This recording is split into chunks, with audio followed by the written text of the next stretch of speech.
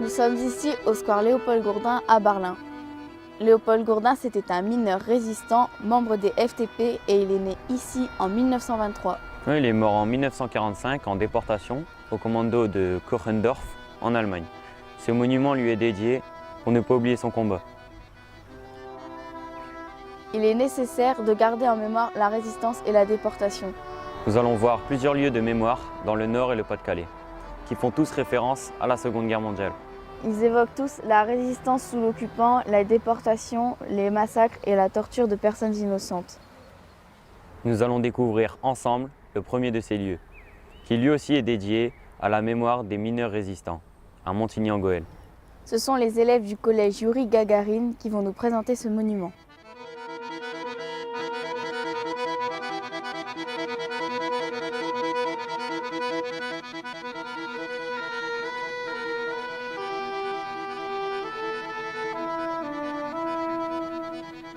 Ici, tu es dans l'ancienne fossette du Dahomey, dont il ne reste plus que quelques bâtiments. Et c'est ici qu'a commencé la grande grève des mineurs de mai-juin 41.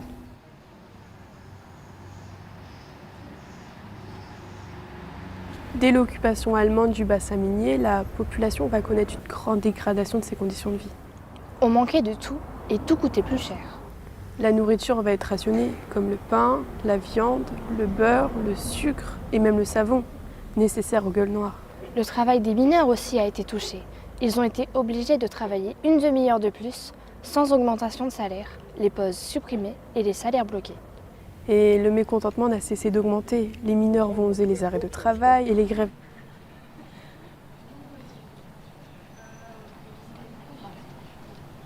Cette grève de mai-juin 41 a été particulièrement importante.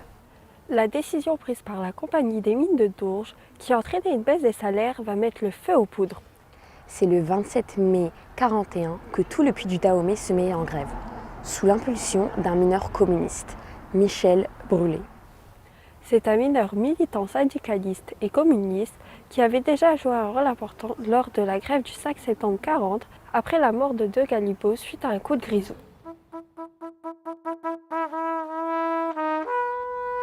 Et le 29, le mouvement gagne Austricourt, Carvin, Courrières. Et en 5 jours, la grève devient générale. Plus de 100 000 mineurs du bassin cessent le travail, paralysant ainsi toute l'industrie et privant l'occupant de 500 000 tonnes de charbon.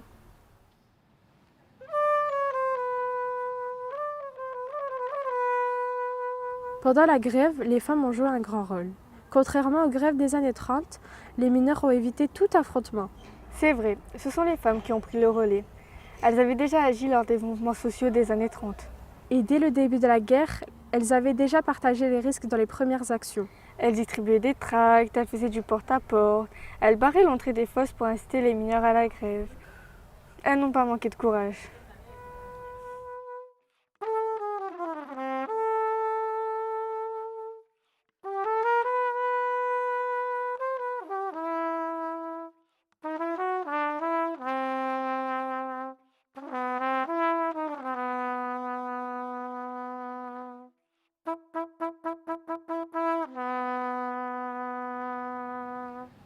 Émilienne Mopti a joué un grand rôle dans cette grève. Sa famille habitait Montigny et c'est elle qui avait pris la tête des manifestations des femmes. Plusieurs centaines d'entre elles se sont regroupées au cri de « Pas de carbone pour chez Bosch ». Elles ont même marché en direction des grands bureaux de Bill et Montigny où elles ont été accueillies à coups de crosse allemande.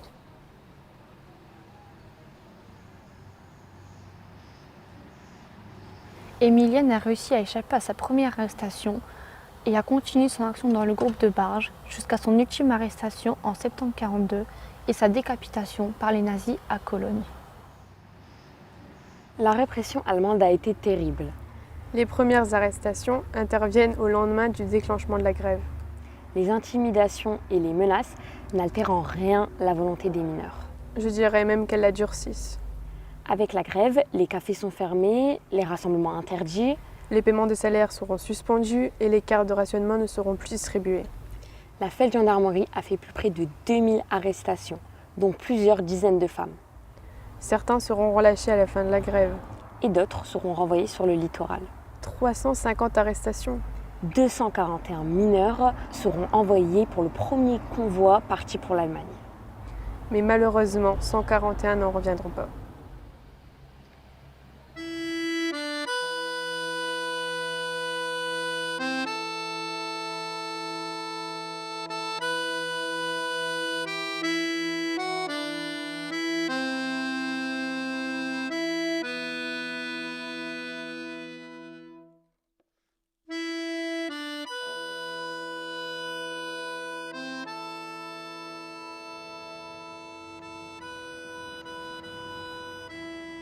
Michel Brûlé est entré dans la clandestinité suite à la grève. Recherché par la police française et par les Allemands, il a refusé de parler malgré des semaines de torture et il a été fusillé le 14 avril 1942 au fort du Vert-Galant à Vambrochy.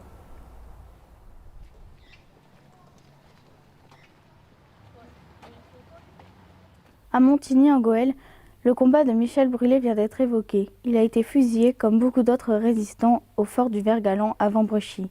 Ensemble, nous allons découvrir ce mémorial, présenté par les élèves du lycée Saint-Odile de Lambersart.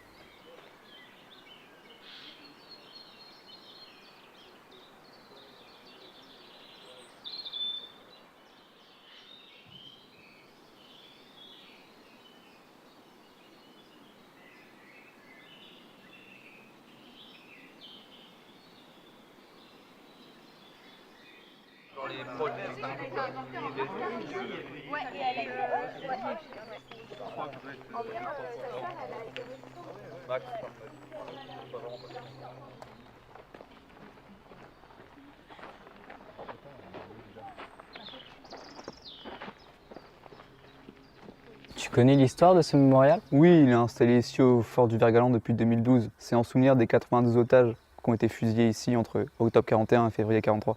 La région était occupée par l'Allemagne pendant la guerre et il y avait quand même beaucoup de gens qui ont fait le choix de résister aux soldats allemands. Ceux qui étaient fusillés, c'était des résistants? En fait, l'Allemagne les a souvent arrêtés parce qu'ils se méfiaient d'eux. Il y en a qui avaient participé à la grève des mineurs de mai 41, d'autres c'est parce qu'ils étaient communistes, parce qu'il y en a eu beaucoup plus après juin 41. Donc souvent les prisonniers qui étaient fusillés ici, c'était en représailles d'attentats qui avaient été commis et c'était une manière de faire peur à la population et de l'empêcher de résister. Tu sais s'il y a eu des femmes otages? Les soldats allemands avaient fait le choix de n'emprisonner que des otages hommes. Mais ça n'empêchait pas les femmes de participer donc, à des actions de résistance. Et puis parfois même elles étaient déportées, elles étaient torturées, voire même assassinées par les soldats allemands. Oui, c'est le cas d'Yvonne Abbas qui s'est engagée dans la résistance avec son mari dès juin 1940. Elle s'est fait arrêter le jour de ses 20 ans, puis par la suite déportée dans le camp de Ravensbrück. Et dès son retour, elle a appris que son mari Florent Debels avait été fusillé.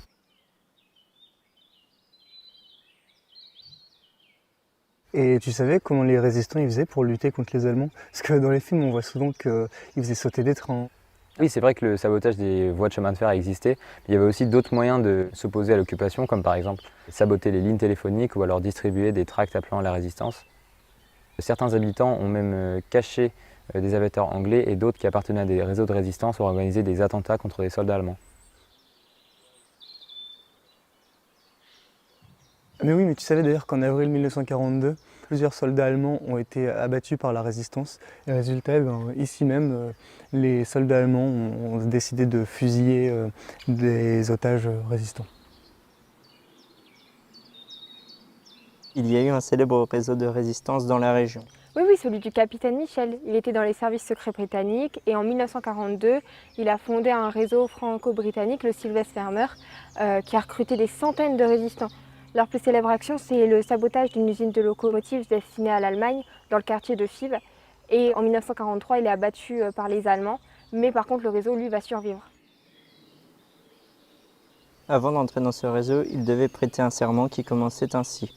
Je jure de ne jamais révéler à quiconque les noms des membres de notre organisation et d'ensevelir en moi-même tous les renseignements qui pourraient parvenir à ma connaissance.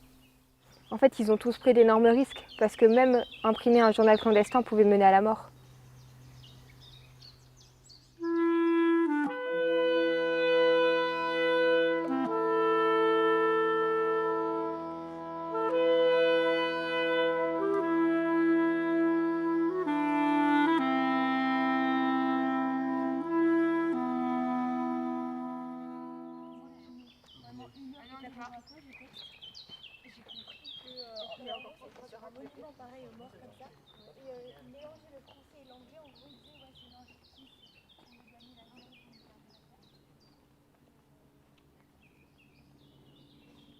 Le fort du Vert-Galant que l'on vient de voir était un lieu d'exécution.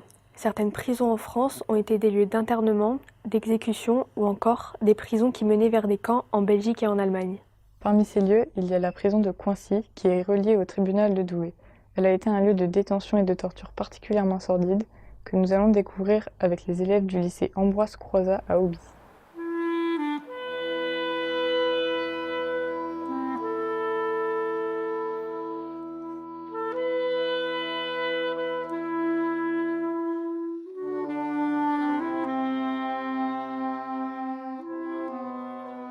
Il y avait 3 prisons principales dans la région entre 1940 et 1944.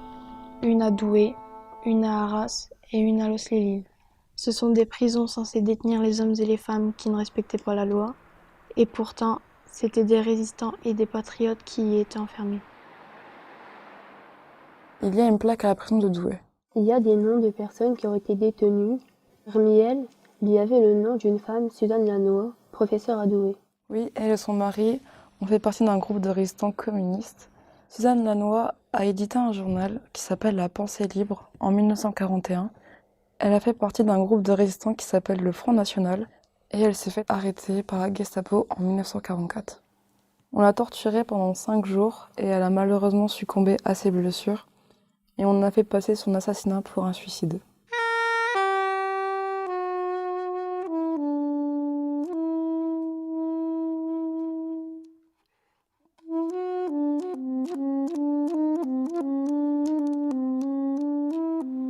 La prison ne se situe pas très loin de la cour d'appel de Douai.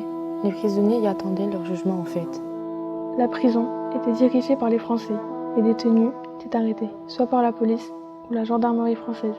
Ils attendaient leur jugement par la section spéciale de la cour d'appel de Douai. Un tribunal d'exception avait été créé par Vichy pour les communistes, comme la grande résistante Evan Abbas, qui a été frappée au visage.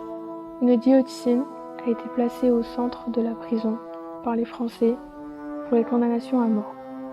Elle a été utilisée 5 fois pendant la guerre. Beaucoup de ces résistants ont été déportés par la suite vers les prisons du Reich. La grande majorité d'entre elles ont été placées dans les camps de concentration. On se demande comment ils ont pu survivre à tout ça. Les conditions étaient difficiles. Les toilettes étaient horribles et il n'y avait aucune intimité entre les détenus. Les draps étaient changés tous les 6 semaines. Le linge était changé tous les 15 jours. Et seulement pour ceux qui travaillent, ils étaient changés tous les 8 jours. Ils n'avaient accès aux douches que tous les 8 jours.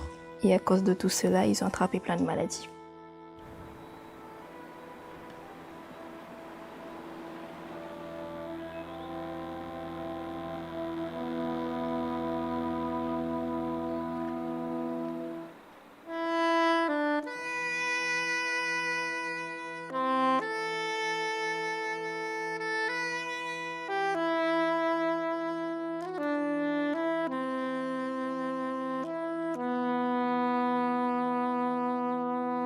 Nous venons de voir les conditions très dures d'internement dans les prisons. Nous rejoignons maintenant un autre lieu d'exécution, aussi emblématique. Il est situé dans le département du Nord, à Bondy. C'est le fort Lobau, qui est devenu un musée de la Résistance. Il est présenté par des élèves et anciens élèves du collège Lazaro à Marc-en-Barœul.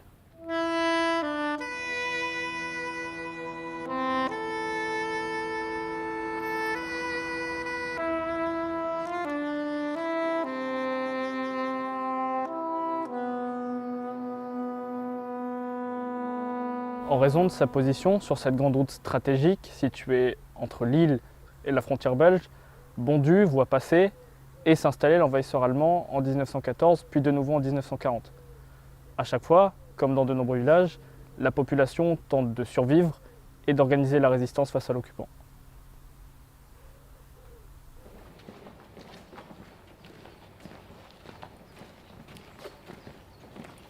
C'est quoi toutes ces plaques sur les murs avec ces noms et ces dates?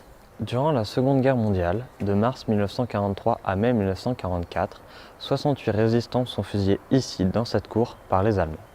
Ce sont des personnes qui appartenaient principalement à 4 mouvements ou réseaux: Alliance, OCM, Voix du Nord et le mouvement communiste Front National.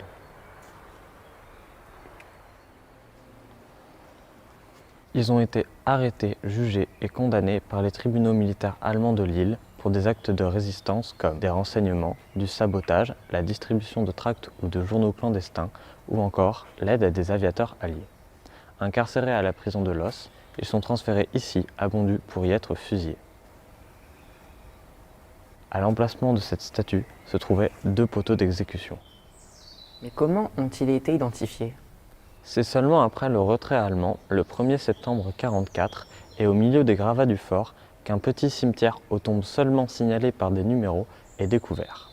Par chance, la liste des résistants fusillés est trouvée sur un officier allemand qui n'avait pas encore fui. Ainsi, presque tous les corps ont pu être identifiés et rendus aux familles. Aujourd'hui, ces plaques rappellent les noms de ces 68 martyrs.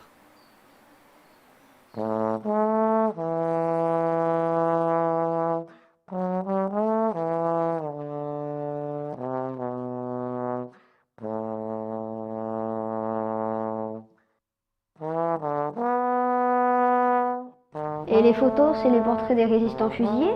Oui, le musée installé dans les salles du fort qui ne se sont pas effondrées en 1944 rend hommage aux fusillés et en particulier cette salle du souvenir qui nous permet de mettre un visage sur les noms de ces 68 résistants. Cela nous permet de constater la diversité d'âge et de milieux socio-actifs au sein de la résistance. Le plus jeune, Yvon Bouton, n'était âgé que de 19 ans et le plus âgé, Marcel Doufi, de 53 ans. Même s'il n'y a que des photos d'hommes, les femmes ont aussi joué un rôle dans la résistance, sauf qu'elles n'étaient pas fusillées. Le plus souvent, elles étaient déportées au camp de Ravensbrück ou guillotinées dans les prisons allemandes. Les historiens estiment qu'environ 18 000 personnes ont été arrêtées entre 1940 et 1944 dans les 2 départements du Nord et du Pas-de-Calais pour faits de résistance et que 552 ont été exécutées. Même si Bondu n'a pas été le seul lieu d'exécution pour les résistants de la région, nous devons nous souvenir qu'ici, en 1943-1944, des gens ont donné leur vie pour que nous puissions vivre libres. N'oublions jamais.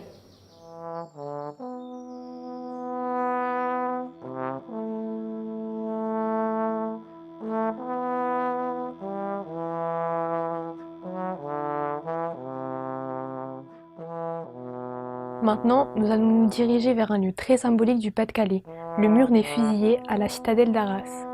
C'est là où se déroule chaque année l'une des plus importantes cérémonies du souvenir. Les élèves du lycée Guy Mollet nous y emmènent.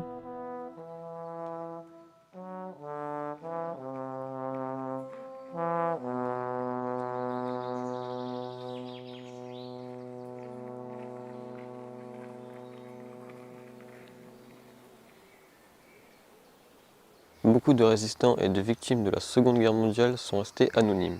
Le lieu le plus emblématique pour marquer leur histoire, c'est certainement le mur des fusillés. Le mur des fusillés est situé dans les fossés de la citadelle. Combien as-tu de fusillés, Henri? De 1141 à 1944, exactement 218 résistants ont été fusillés par les nazis. À travers ce mur, on va voir différents visages de la résistance. Ce département était une terre d'immigration. Les fusillés appartenaient à 9 nationalités différentes et ils ont défendu les valeurs de la patrie, liberté, égalité, fraternité. Elle représente quoi cette pierre? Cette pierre représente le poteau auquel étaient attachés les fusillés.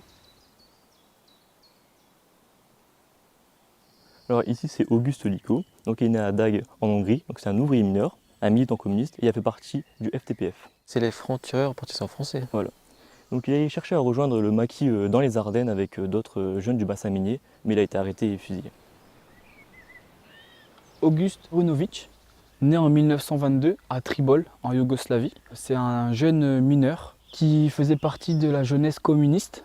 En 1942, il intègre la FTP, alors qu'il a déjà quelques actes de résistance à son actif. Et malheureusement, en 1942 aussi, il se fait arrêter par une lettre anonyme, puis il se fait fusiller.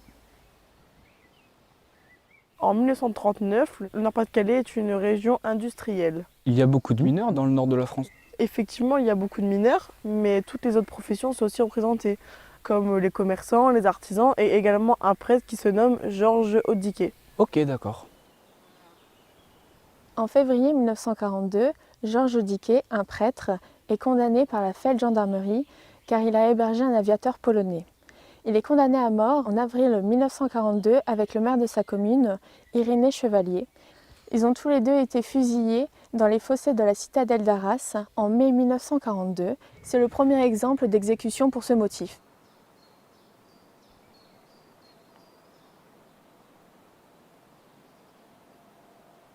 Quelles sont les actions mises en place par les résistants dans le Pas-de-Calais ? Ils créent des journaux clandestins, comme par exemple La Voix du Nord. Ils font également du sabotage et ils créent surtout des réseaux d'évasion vers l'Angleterre. Comme le réseau Patoléry ? Oui, par exemple.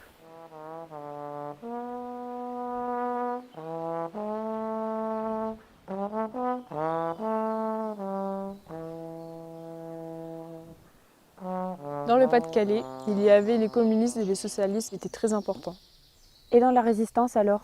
Dans la résistance aussi, il y avait les communistes et les socialistes, et il y avait aussi d'autres tendances politiques et confessionnelles. C'est Jean Moulin qui unifie la résistance. Il est d'ailleurs mort pour cette mission. Et elle s'organise comment la résistance ? Le Conseil national de la résistance a mis en place un programme pour organiser le mouvement. Ça a permis après la guerre de revenir à une démocratie en France.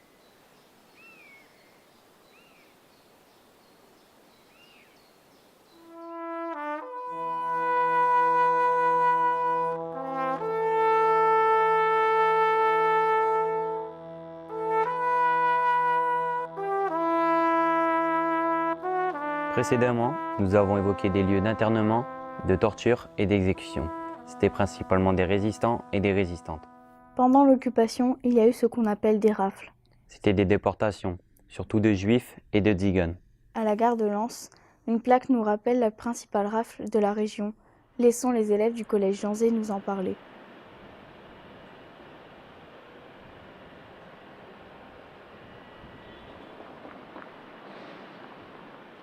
On est devant la plaque commémorative de la déportation des 528 juifs du Lensois le 11 septembre 1942 par les Allemands. Les Allemands occupaient la France. Une très grande partie, notamment le Nord-Pas-de-Calais, et le reste de la France était sous domination allemande. Pourquoi le 11 septembre? Cette date n'a pas dû être choisie au hasard. Alors le 11 septembre parce que c'était une fête religieuse juive, le Rosh Hashanah, donc les familles étaient rassemblées chez elles. C'était tôt le matin. Les soldats allemands accompagnés de la police française ont raflé les habitants pour les ramener jusqu'à la gare de Lens, puis ensuite vers la gare de Lille-Fives, puis à Malines en Belgique. Le Nord-Pas-de-Calais, il était relié avec la Belgique. Malines, c'est comme Drancy en France, c'est un camp de transit où les personnes étaient déportées pour ensuite être ramenées vers les camps nazis. Qui sont devenues ces 528 personnes? Elles ont été déportées vers les camps nazis le 15 septembre 1942 vers le camp d'Auschwitz-Birkenau. C'était un camp de concentration et de mise à mort. Et malheureusement, il n'y en a pas beaucoup qui sont revenues vivantes. Mais moi, j'ai pas trop compris pourquoi les Juifs ont été déportés. En fait, ils se sont fait déporter parce que les nazis pensaient qu'il y avait plusieurs races et que la race aryenne était supérieure à tous les autres. Du coup, ils pensaient que les Juifs étaient des parasites. Avec Hitler à leur tête. Lui, il est arrivé au pouvoir en janvier 1933 et très rapidement, il a mis beaucoup de Juifs à l'écart de la société parce qu'il a enlevé beaucoup de droits avec la loi de Nuremberg. C'est pour ça qu'ils se sont fait persécuter. Par exemple, en novembre 1938, il y a eu la nuit de cristal où beaucoup de personnes juives se sont fait violenter et enfermées dans des ghettos. Où ça? Seulement en Europe orientale, pas en Allemagne. Et ils se sont fait aussi déporter vers des camps nazis. Comme les tziganes en fait. Bah ouais, les nazis pensaient que c'était une race inférieure et ils les pensaient criminels et fainéants. Avec toutes ces déportations, est-ce que tu peux me dire un peu quel est le bilan? L'historien Raoul Elbert dit que c'est 5 à 6 millions de juifs et 220 000 tziganes qui ont été tués par les nazis. En parcourant les registres des écoles Jeanne d'Arc et Carnot, nous avons pu constater qu'à côté de certains noms d'élèves, il y avait marqué juifs ou juives emmenés par les nazis. C'est pourquoi on parle de génocide. On peut aussi utiliser le mot Shoah, qui signifie catastrophe en hébreu. Et c'est quoi un génocide? C'est quand tu veux éliminer une partie de la population. Par exemple, les nazis trouvaient les juifs inférieurs à eux. Le 20 janvier 1942, il y a eu la conférence de Wannsee en Allemagne. C'est là où ils ont choisi la solution finale, qui est d'exterminer les juifs. C'est impensable, mais ils les emmenaient où toutes ces personnes?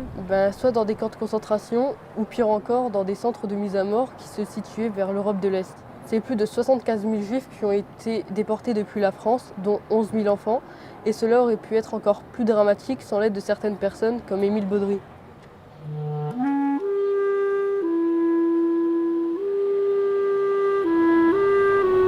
Tu connais toi Émile Baudry? Ouais, j'ai appris que c'était un commerçant lensois qui a aidé une famille juive de Lens. Il a demandé à la famille Tiziak, qui vivait à Los Angeles, s'il pouvait cacher 2 enfants juifs.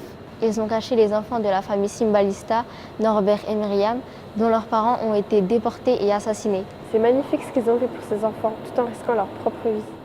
C'est ce qu'on appelle des justes. Toutes les personnes non juives qui ont aidé au péril de leur vie des juifs, ils ont eu un titre décerné par le mémorial de Yad Vashem. Et tu connais d'autres Français reconnus comme justes?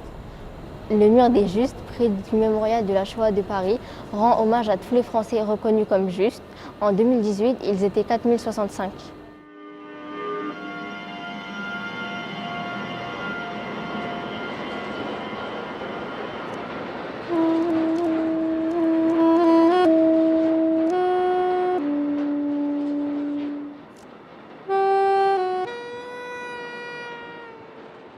Nous avons parlé de chiffres, de nombre de juifs et de tziganes déportés à la gare de Lens, mais n'oublions pas que derrière ces chiffres se trouvent des êtres humains de tous âges. Les élèves devant la plaque commémorative du lycée Condorcet à Lens vont nous expliquer qui sont ces déportés et leurs origines géographiques et sociales.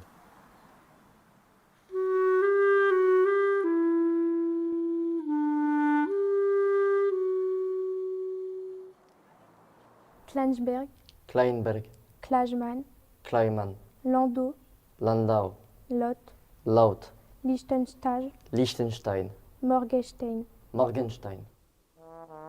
Et il y a beaucoup de noms à consonance slave ou des noms qui utilisent l'orthographe polonaise. Ouais, comme juste ici par exemple, Charles Piotrowski, déporté à l'âge de 8 ans. Son père, David, était né dans un petit village de Pologne, Tomaszów, en 1906. Il est arrivé en France à l'âge de 28 ans. C'est en France que son fils Charles est né. Il espérait probablement que Charles serait considéré comme un enfant français et donc sauvé, mais ça n'a pas été le cas. Non, ni pour lui ni pour sa petite sœur Madeleine. Elle avait 5 mois au moment de la rafle. Plusieurs enfants de la famille Kleinsberg ont aussi été déportés et exterminés. Il y a le témoignage d'un cheminot qui, en rentrant du travail à vélo, a assisté à leur arrestation à Salomé. Et on sait aussi que leur mère, Régine, avait essayé de résister aux mesures antisémites imposées aux Juifs. En 1941, la police avait essayé de lui retirer son autorisation d'exercer le métier de marchand ambulant. Et c'est pour cela que Mme Kleinsberg a refusé de signer le papier. Oui, effectivement, il y avait de nombreuses personnes qui exerçaient ce métier de marchand ambulant. Ce métier ne rapportait pas beaucoup, mais suffisamment pour nourrir les familles et pour vivre.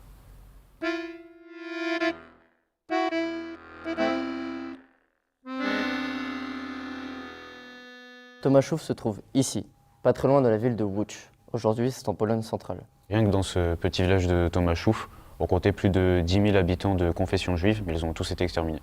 Une grande majorité de la population juive lensoise venait de ces petits villages d'Europe centrale, en particulier de Pologne. Et même avant la Seconde Guerre mondiale, on comptait 3,5 millions de personnes de confession juive qui vivaient en Pologne. Les Juifs de Pologne étaient venus s'installer dans le bassin minier pour y travailler. C'était souvent des artisans ou des commerçants. Ils avaient suivi les mineurs polonais installés dans la région depuis la Convention franco-polonaise de 1919. Les gouvernements des deux pays ont alors fait venir 500 000 travailleurs polonais en France. Les Juifs de Pologne connaissaient bien les besoins de ces travailleurs et la langue natale, puisqu'ils venaient du même pays. Du coup, les mineurs polonais du bassin minier, c'était leur première clientèle. Au début, ils allaient souvent dans les corons pour y vendre leurs marchandises. Ils étaient habitués à vivre avec peu, puisqu'en Pologne, la majorité de cette population juive était très pauvre. La Pologne avait été un pays très tolérant pendant plusieurs siècles. Oui, c'est même pourquoi la population juive était devenue la plus nombreuse en Europe et même dans le monde.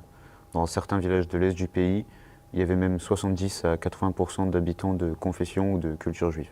Malheureusement, avec les guerres, les problèmes économiques et l'occupation étrangère, la situation des Juifs s'est beaucoup dégradée là-bas.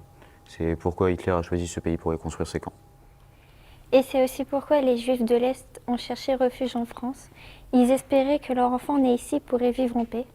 Malheureusement, ils ont été forcés de retourner dans le pays de leurs parents, occupés par les nazis. Donc c'était un retour vraiment tragique.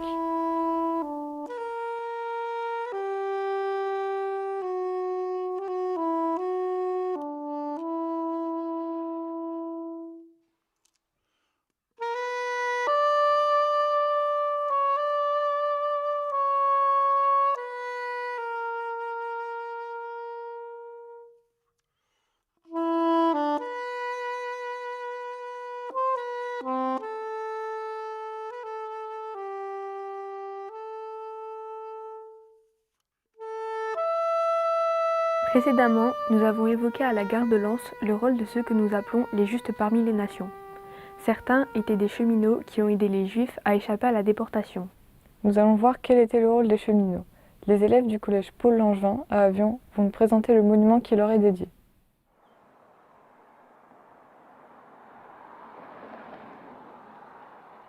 Ici à Avion, il y a plus de 40 plaques de rue et 3 monuments qui désignent la mémoire cheminote des résistants et déportés de la Seconde Guerre mondiale.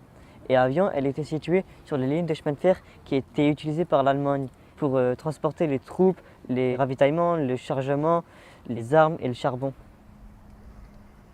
Il y a des cheminots d'ici qui ont participé à des actes engagés tels que le vol d'armes, le vol d'explosifs, la distribution de tracts et de journaux clandestins, à l'organisation de réunions secrètes pour éviter les arrestations par la Gestapo et la gendarmerie française. Ils ont aussi participé à des actions de sabotage telles que le sabotage ferroviaire pour empêcher l'approvisionnement des troupes nazies. Ils avaient pour but de ralentir la progression des soldats allemands et de les empêcher d'arriver à leur fin. Sur les 2500 cheminots lensois, nombreux d'entre eux étaient des communistes et d'autres des syndiqués de la CGT qui soutenaient l'action des résistants. C'est en fin 1940 que le directeur de la SNCF donna aux Allemands la liste des principaux militants. Et les militants seront les premiers francs-tireurs partisans français. Les FTPF prendront ce nom en avril 1942. Et les femmes dans tout ça? Tu as raison, les femmes sont très actives dans le bassin ferroviaire et minier. Entre autres, le 11 février 1941, 300 d'entre elles manifestent pour la 3e fois dans la ville d'Avion pour lutter contre les pénuries et les ravitaillements. Elles aident les résistants par la diffusion de tracts, par le sabotage de transport, en cachant des résistants ou des armes, et par la mise à disposition de boîtes aux lettres.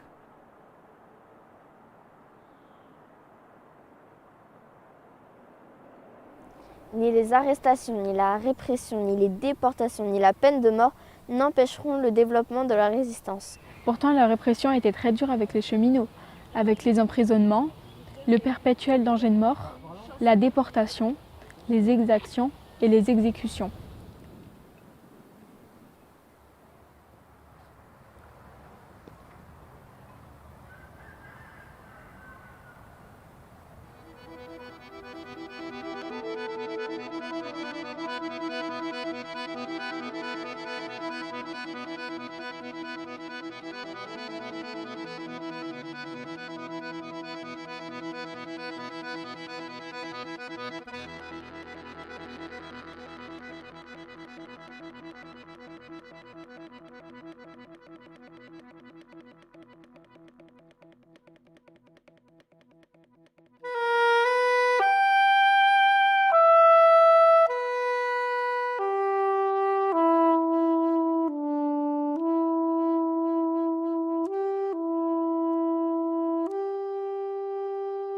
On vient d'évoquer le combat des résistants cheminots. Oui, et on se trouve dans la salle Marcel Oudard au collège Jean Moulin de Berlin. Marcel Oudard, qui était résistant, a été déporté dans le train de l'Os, dernier convoi parti du Nord. Les élèves de l'école régionale pour déficients visuels Ignace Pleyel vont nous présenter cette terrible histoire.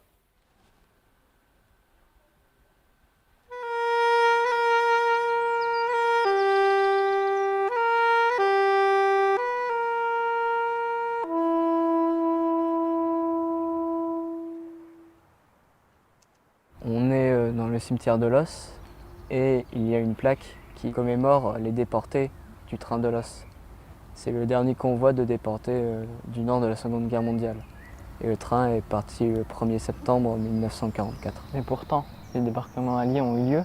Effectivement, les débarquements alliés ont lieu sur les plages de Normandie le 6 juin 1944, soit 3 mois avant le départ du train.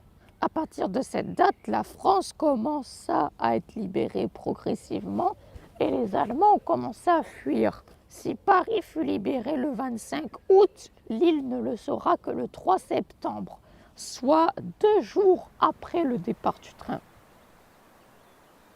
C'est un convoi de résistants et d'opposants politiques.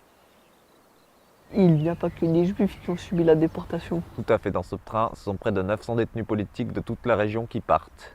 Ils ont été rassemblés à la prison de l'Os.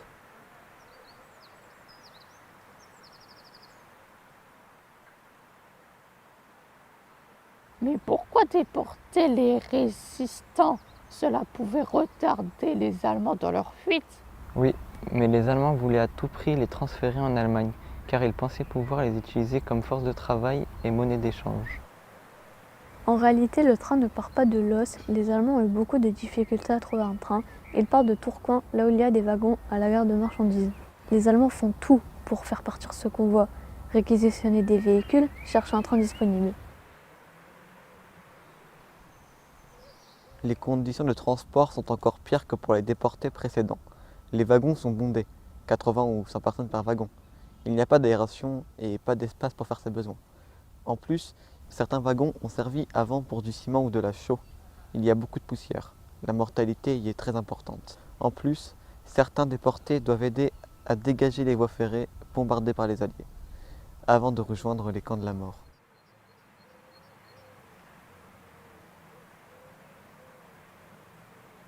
On aurait pu penser que la résistance aurait pu arrêter ce train, mais elle n'a pas pu.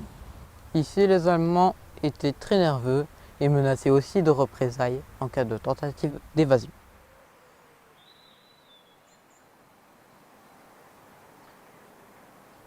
Certains déportés de ce convoi sont-ils revenus? Environ 30%. Il ne faut pas oublier que les conditions dans les camps étaient terribles. En plus, à la fin de la guerre, certains déportés sont emmenés vers d'autres camps à pied par les nazis. Ils subissent la faim, le froid et l'épuisement lorsqu'ils ne sont pas exécutés. Ce sont les marches de la mort, terriblement meurtrières.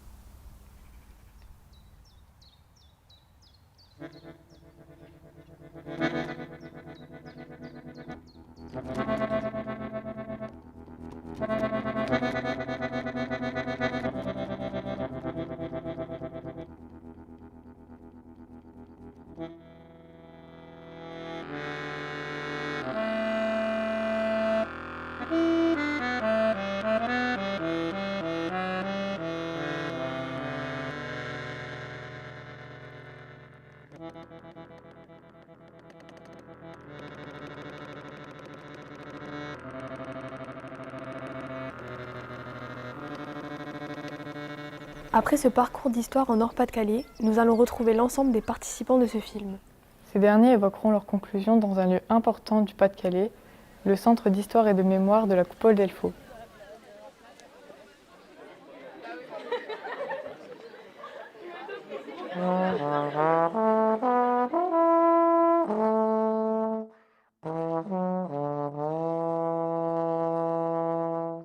Nous sommes ici à la Coupole d'Elfaux, centre d'histoire sur la Seconde Guerre mondiale. Cet ancien bunker tenu par les nazis servait à fabriquer des missiles V2 à destination de l'Angleterre. Mais cette stratégie n'a pas fonctionné. Nous sommes ici pour faire la conclusion de tous les monuments commémoratifs que nous avons pu visiter dans le Nord et le Pas-de-Calais. Moi, Jason, ce qui m'a marqué, c'est l'appel du 18 juin 1940 du général de Gaulle depuis Londres. Si cet appel n'avait pas eu lieu, la guerre aurait pu prendre un autre tournant.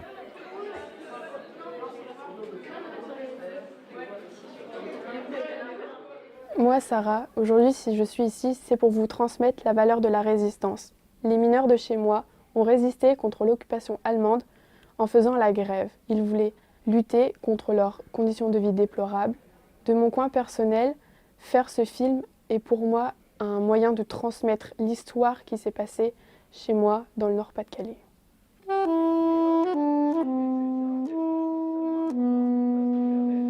Moi, Talia, aujourd'hui, je suis là pour parler de la cause des femmes qui n'ont pas été assez reconnues durant la résistance pour tous les actes qu'elles ont pu faire. Les femmes ne sont pas du tout sur le même piédestal que les hommes. On doit se battre tous les jours pour qu'on soit reconnus et nous faire entendre.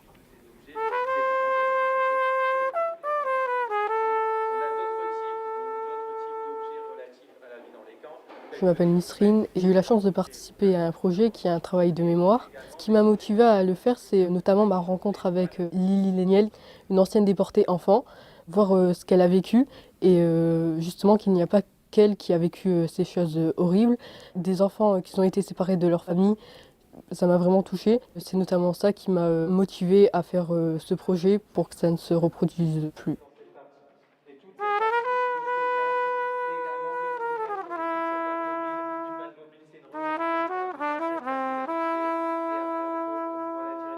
Moi, Mounia, je vous affirme que ce projet nous a enrichis et nous a appris qu'il est important de développer son esprit critique afin de lutter contre le racisme, l'antisémitisme, les inégalités et toute forme de violence.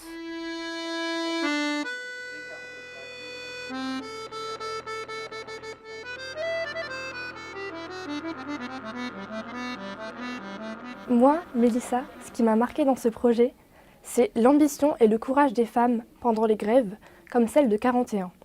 Et au quotidien, ma grand-mère me parle énormément de la guerre qu'elle a vécue.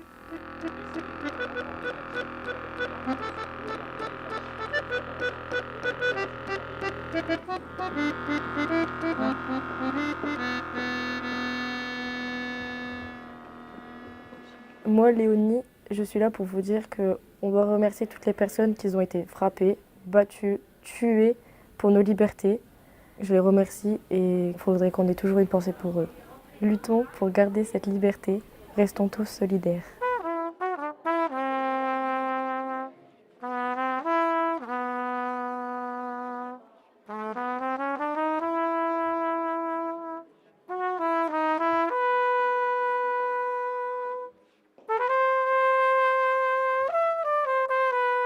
Moi, Léa, ce qui m'a le plus touchée, c'est que certaines personnes ne les aidaient pas ou les dénonçaient les juifs avant les rafles. Et ce que je pourrais vous dire, c'est de respecter les différences religieuses ou autres.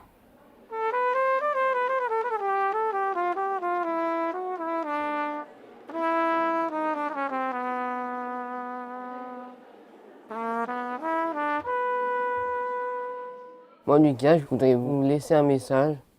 Stop à la guerre, soyons en paix, stop aux armes et stop au V2. Donc ici, le compartiment de guidage se trouve ici, l'ogive, les réservoirs, le compartiment moteur.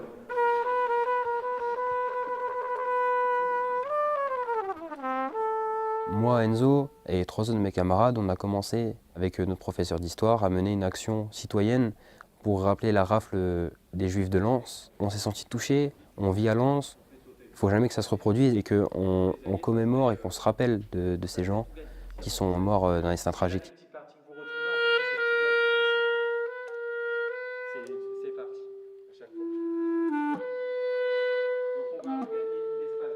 Moi, Marie-Eva, je pense que nous sommes là pour éviter que les mêmes tragédies ne se reproduisent. La paix est fragile, entretenons-la.